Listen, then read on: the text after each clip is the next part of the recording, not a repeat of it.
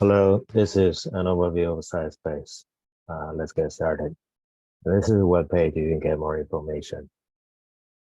During this, I'm going to show you one data set.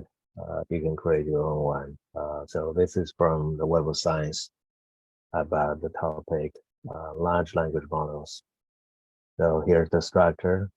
First, you create a project folder, and then you create a data folder. So in the data folder, when you download the data from the Web of Science, you need to rename the file so that it begins with download, and it doesn't matter what's the rest of the name. So I put it here, download dash large language models and .txt. So we can take a look at this very quickly. So this is the type of structure here. You can see this. And this is from the Web of Science. This is the author and the title. These are the fields will be used to analyze in next examples. So keywords, abstracts, and this is the cited references. These are the fields. This is in particular is called a citation analysis. If two of these items cited together as they're here, that called it co-cited. So that's what the network's going to create for this.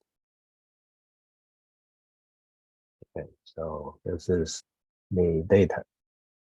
So I suppose you have already installed CiteSpace. This is on Windows. It'll be look like this. So here's CiteSpace. Let's click on that, and we'll get it started. So there are more information here you can read. There are links. It's just pretty simple, and just go straight to the agree button. This will allow you to go further. You can see the examples here. So CiteSpace organized data into projects. So here's one demo project. We can run this one quickly, and then we go back to the new data set. I'm gonna show you how to set up and how to run.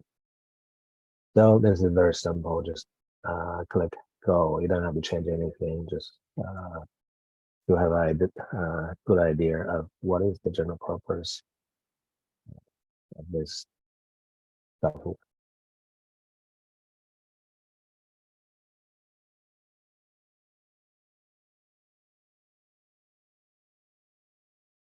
So what we have here is a co-citation network. So each node in the network is cited reference, so which is in the CR field. So the connections between them, they are obviously the co-citation connection, co-citation links. So usually when this network may be moving around and sort of they settle a little bit first, you can stop them anytime just by using this button. It will stop there, and then you can next step. What you can do is to generate clusters. So basically, that divide the network into smaller parts. So this is a good way to understand what this overall topic is about. So in terms of their components. So as we can see here, there are several clusters. Each cluster, you can see this is a look like a cloud, and this is one topic, subtopic. This is all about terrorism. This is demo data set. But each one of these, you can see they're slightly different or quite different. So I will explain how to interpret this visualization later on. But generally speaking, this is a process to generate this kind of network. So you can also see some other format like this. This is for landscape. So this will understand or show you the general topic of terrorism can be break down into a few research themes or clusters. They're running in parallel. So you can see some of them are really about biological terrorism and terrorist bombing and terrorist attack, transnational terrorism, and so on. So they're all happening at the same time, in parallel, but they're all related to the underlying topic.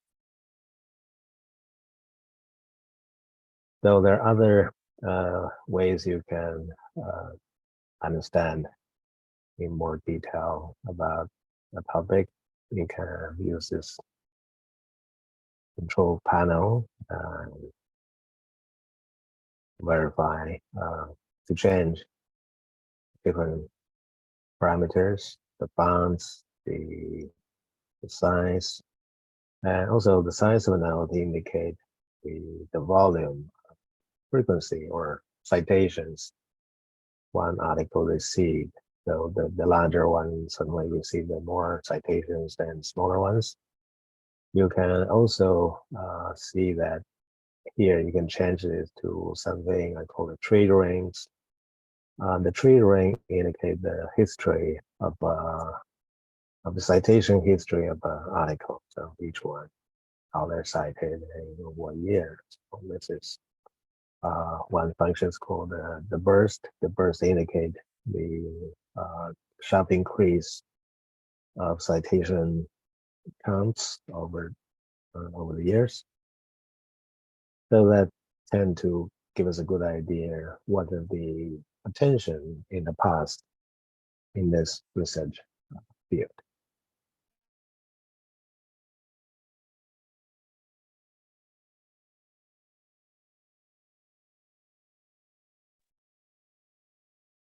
So we can, again, we can select one of them. For example, here using the mouse, you can click on it, right click, so you can see lots of options. One of the most useful one probably is the first one, know the details.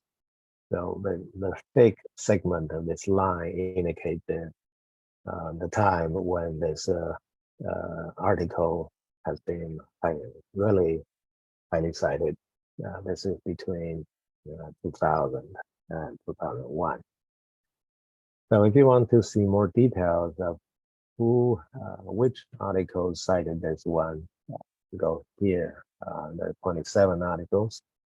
If you just click on this, you will see the more detail about each reference here. This is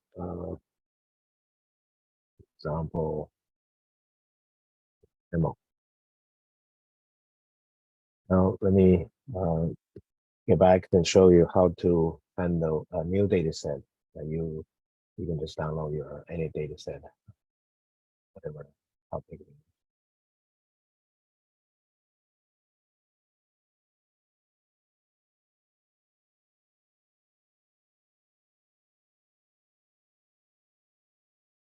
Okay, so given a new data set, we're going to create a project. So in this case, you see there's already a project here. I'm just going to remove it.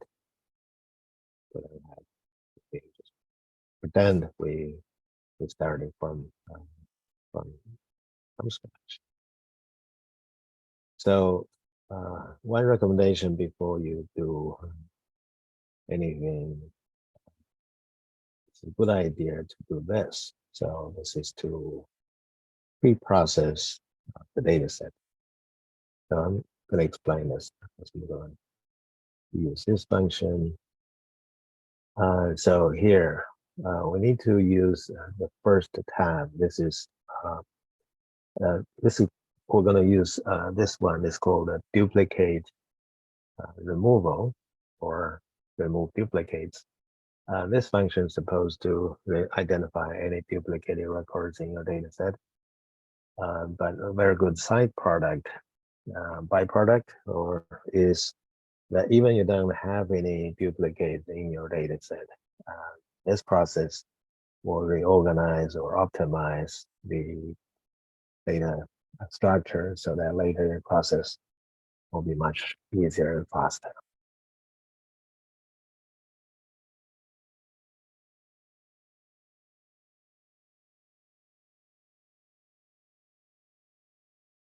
So first of all, we need to choose the folder, the directory where you have your data. So let's get to that place.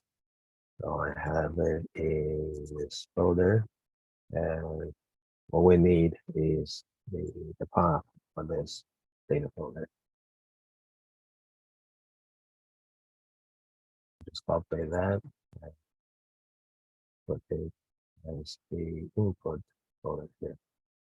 So the second one, we can create a new one. So here, let me get back to this. I'll create a new folder. We'll create a new folder called data unique.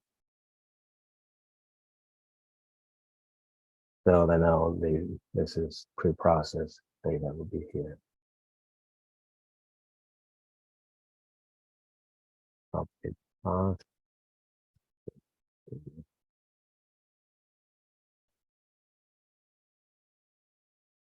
Okay, so we have the input directory, which is where we have the data files. And the output directory is what we're going to use later as they are the pre-processed ones. So just click on this remove duplicates. And in this case, we select everything as default. Start. Okay, so in this example, we have 633. They come the Web of Science. 240 are articles. There are some other types. They give a summary. Yes. This could be interesting here. If you look at this, in the year 2000, there are two records. And this is useful when later we set the time frame. This example, we're going to start from the year 2000 all the way to the most recent ones, 2023. So I'm going to use that information here. Then we can close this window, go back to main interface. Now we're going to create a new project list. So just create a new project. Let's call this large language models. So similarly, we're going to find that place where we have the project here with a project folder, and come back here. This is one of two folders we need. So the first one is project, second one is the data. So since we have pre-processed the data, we just use this data underscore unique as the data source. So this data source is from the Web of Science. You just keep this as the default one. Here we have 1, 2, 3, 4, 5, 6 fields that are highlighted. You may consider to change them. But in this case, because the data size is relatively small, so we use this -1, which means there's no filter. We'll take everything from the data set and use in the analysis.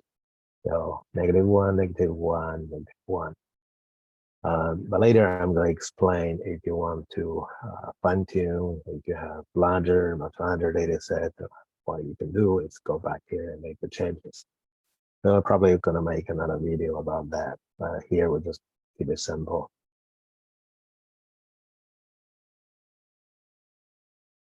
So now we have the project set up. Here we need to select the starting time. As we know from the pre-processing result, the first year is 2000, the two records there, and the last one is this year, 2023. So first, we're going to create the default is a reference. This is the document co-citation network. We're going to use that to analyze what are the major topics and what is the dynamics and what structure about this. So we can do all this without knowing anything about this topic. So large language models, this is the first time we come across this topic. So we just see how this scientific literature can tell us what are the main where the main focus areas, and what are the trends over time. So by default, we have this G index. You can look up more about what is the G index, and the 25 is the scaling factor. You can include more data by increasing this number, or by lowering this number, you can reduce the number. So full focus is, this is a selection. So we can focus on the high quality or highly influential data by using this G index. So let's just run this to see what we can get from this data set. Okay, so before we click this button, visualize, we can take a look here. There's information here that may be useful. The nodes, number of nodes, there are 740 nodes, 48 nodes, and the links. And so later we can see if we want to increase the size or improve the clarity of the network. And there are a few things we can change, the parameters and so on. But for now, we'll just take it and let's visualize.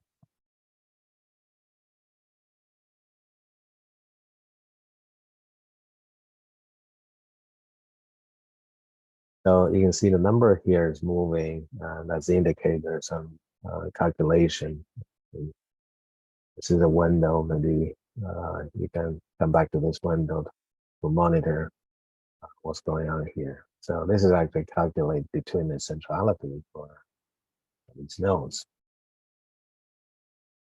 Now we have the network visualized.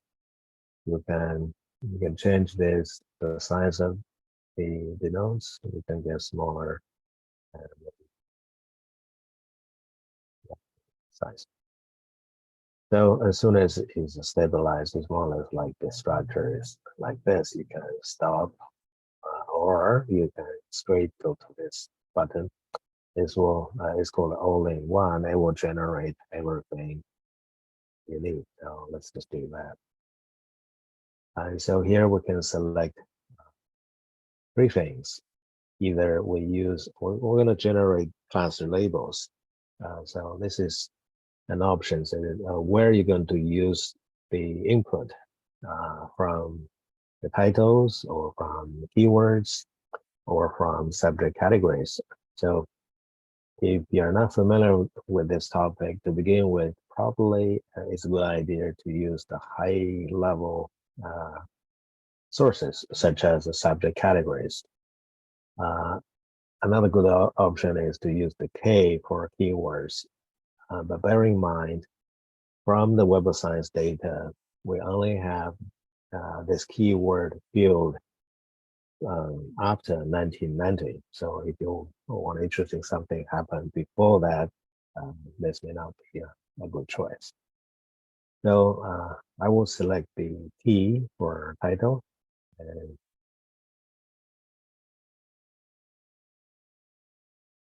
so we're going to wait a little bit to see the result.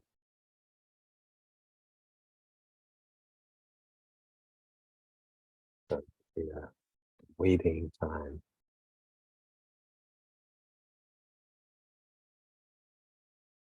Okay, so results coming up. You can control this by using the mouse, the wheel, if you zoom in and zoom out.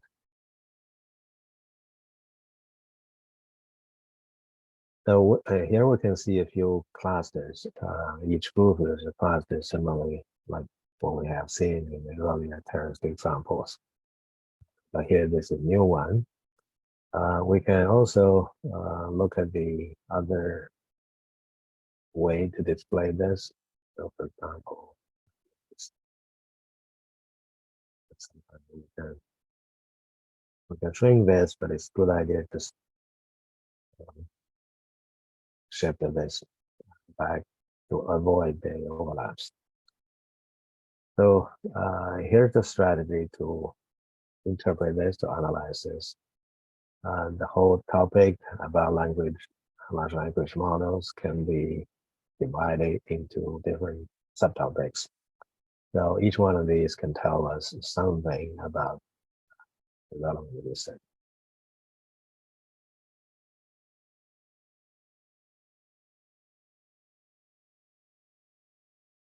So in terms of colors,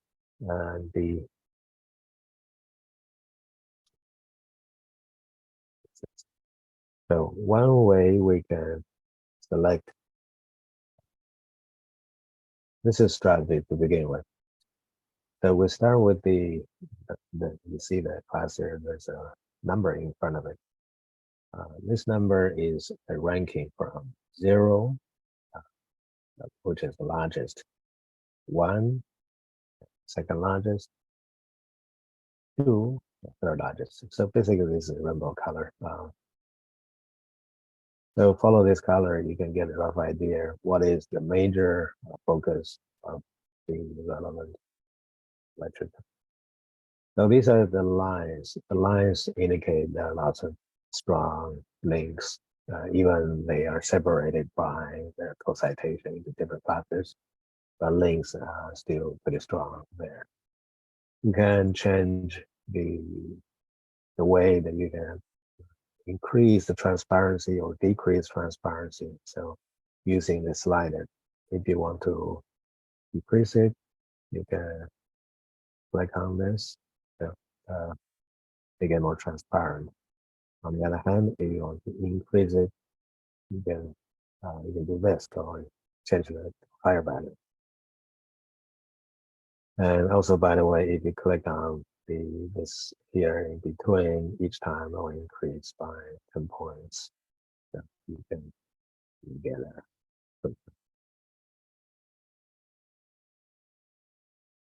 So in this way, this is you can break down this. You can also use other format of visualization. So this is a circle, give you a circular view, and this is timeline view. So I'm just going to show you the timeline view, and there's a landscape view. So before I do that, I can show you some other example here. For example, in this table, you can see here's the centrality. That's just we calculated at the beginning. So centrality here, and also we can have this metric called the burst. This is the burst. Let's refresh it. We have 29 nodes with a burst. So in this model, we can't see that because this is the faster mode. We need to switch to the tree ring. So now we can see a lot of red, lots of rings with red. So the red rings, let's take a look at this example. This is one example. You can actually use the mouse to drag it down, but here's way to look at. So again, the lines, the thick lines indicate that's the period of citation burst. And then we can use this tab, close this one, use this tab to get further details. So here, this is all sorted by the number of citations, the highest one on the top. So select this one, we can see some details. But also you can see here, if you have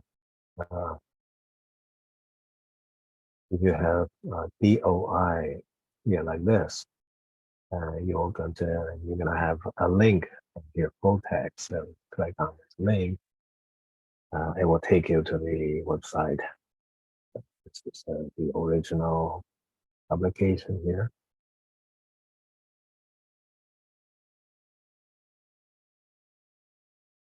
You can read them, read full text in more detail. Get back. You can check all this.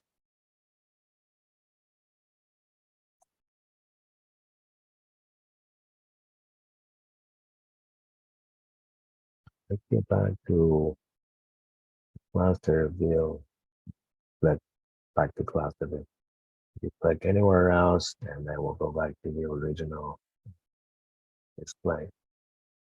You can do a few more things here. Let's see. Suppose you see this label. Sometimes your labels go back to your nodes.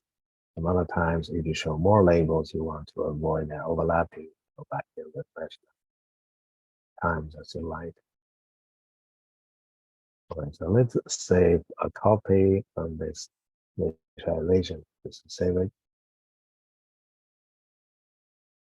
This image will be saved to your project. You can see here the image is saved to the project folder.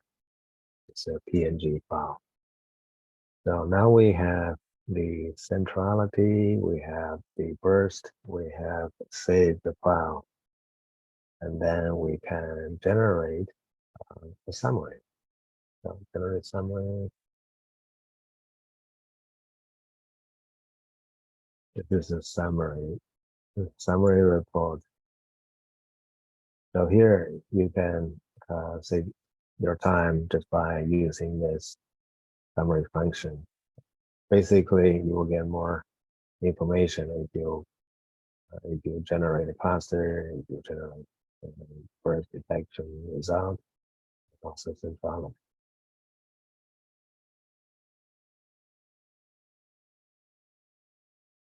Okay, so this is the HTML file summary generated. You can go through this and to have a quick understanding of the topic. This is the overall network we have seen. These are the labels for each cluster, what it's about. Here, the more detailed information about each cluster. So, for example, first cluster starting from 0, 1, 2, 3, 4, and the size 146. That means there are 146 cited references. They belong to the same cluster. So in terms of labels, they're called the language model. No surprise, or that's the topic we start with.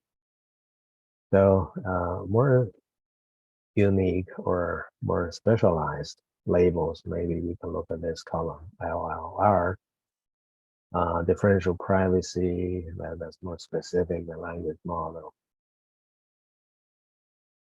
So in each of one of these paragraphs, you can see more details about which reference on the top more frequently cited by others. So they are the I think they will be considered as a good representation or representatives of each cluster.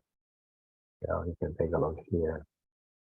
You don't have to follow this closely, but this should give you a quick idea of what you can further study and digest to come up with your own ones. So these are lots of data here. So there are several tables you might be interested in. The first table is about the citation counts. Basically, this table will show you the most highly cited articles or the members, and they from different clusters. So cluster 0, cluster 6, and others. So let's also give you an idea. The attention varies across different clusters and across different articles. So similarly, the second table is all about citation burst. So which one attract the attention from the research community the most? So you can take a look at this. The table is sorted by the strength of the burst. The highest one, we have it's supposed to be more interesting to us. And then the degree, certainly if one article, one citing reference as a higher degree, that means it's more often co-cited with others than any other members in each of those corresponding clusters. So you can also see the same information about cluster IDs. So similarly, very similarly, the centrality. Centrality is about the position of a node in the overall network, and how importantly, in terms of the knowledge spread from one cluster to another, these are the guys tend to set in the gateways. So the last one is called sigma. This is a combination of two things. Combination, the structural feature, namely the centrality, and the temporal feature, which is the citation burst. So put them together. So if both of them are really strong, so that's a very important signal for you to look at closely. Then you can see some references, relevant references about specific aspects. They will give you more details about the underlying techniques, how they're calculated, and so on.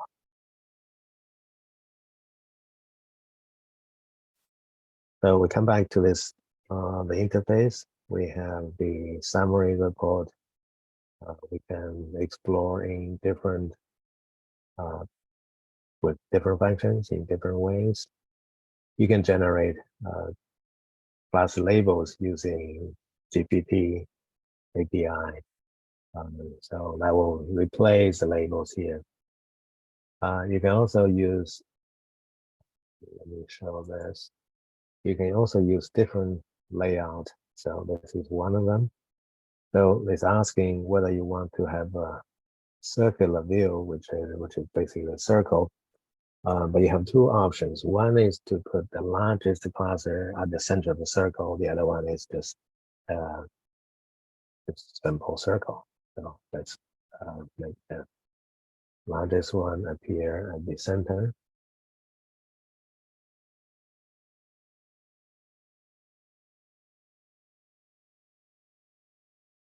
This is the circular view with the largest one at the center. So you can also see whether there is more cluster. So from these clusters, we can try this. This is cluster dependencies. The arrows, you can see this is direction from this knowledge graph cluster point to neural machine translation. So the translation position.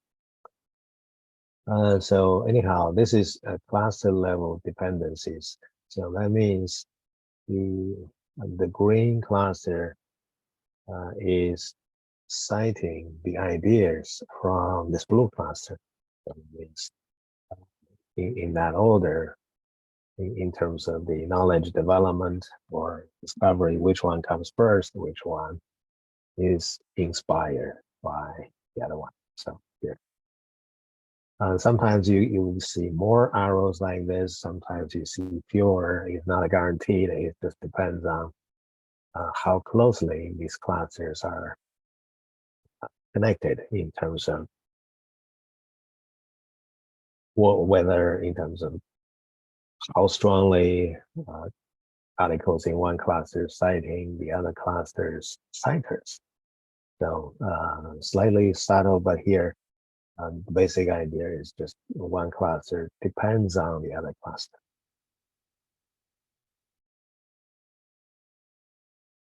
So the other view is called a timeline view. This is timeline view. The circle is currently a little bit too big. You can change the size of that circle something by using this. Now, another way to make the boundary clearer is to use display 3D facts.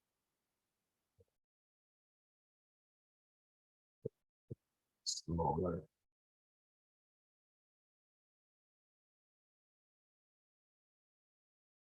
This is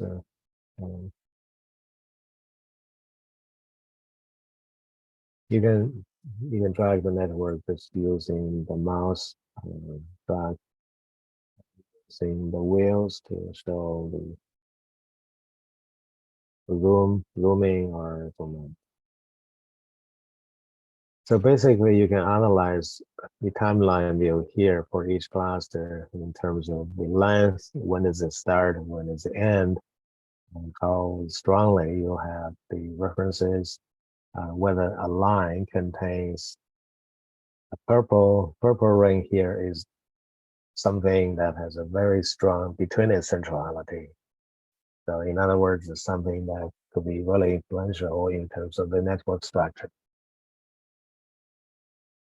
Another interesting thing you can look for is whether they have any citation bursts in this group. Citation bursts displayed shown in red rings.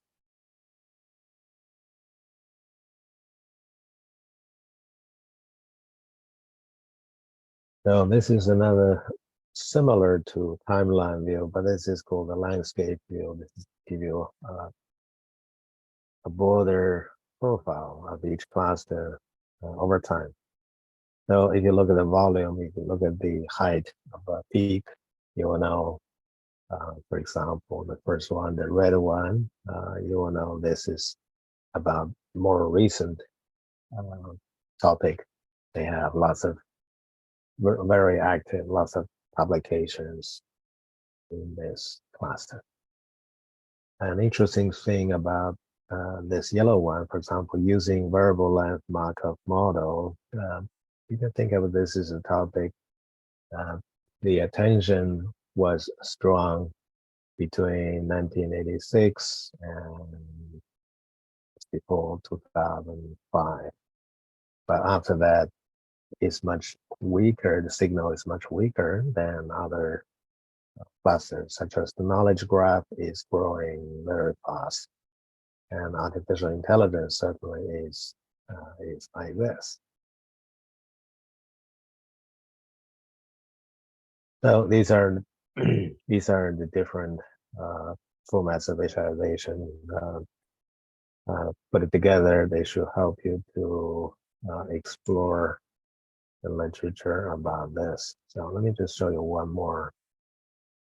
Let's save the cluster information so that we can use this cluster explorer like this. So if you click on this, it will give you more details about each cluster. Basically, it contains two parts. The cluster members, they are cited references, and on the other hand, there are a set of articles that cite these members. So that's in terms of this coverage. So 32 in terms of coverage means this paper cited 32 members of this cluster. So very, you can think about this as very concentrated citation footprint. So on the table on the right-hand side, these are the cited references. You can sort them by different columns, and they show you in terms of frequency, burst. You can also have the centrality. You can also have different information here. So put them together, that should help you to understand what is cluster is really about. So you can also see some links here. If you click on the link, again, it will take you to the original publisher's website. So in this way, you can see this CiteSpace is giving you a gateway to the literature to explore. So you can see with less than an hour, you can explore this topic without moving around to see other details. So this mainly highlights the higher level structure in terms of the topic level and even above topic level. So that give you a good idea of the boundary of this LLM, large language models, as a topic.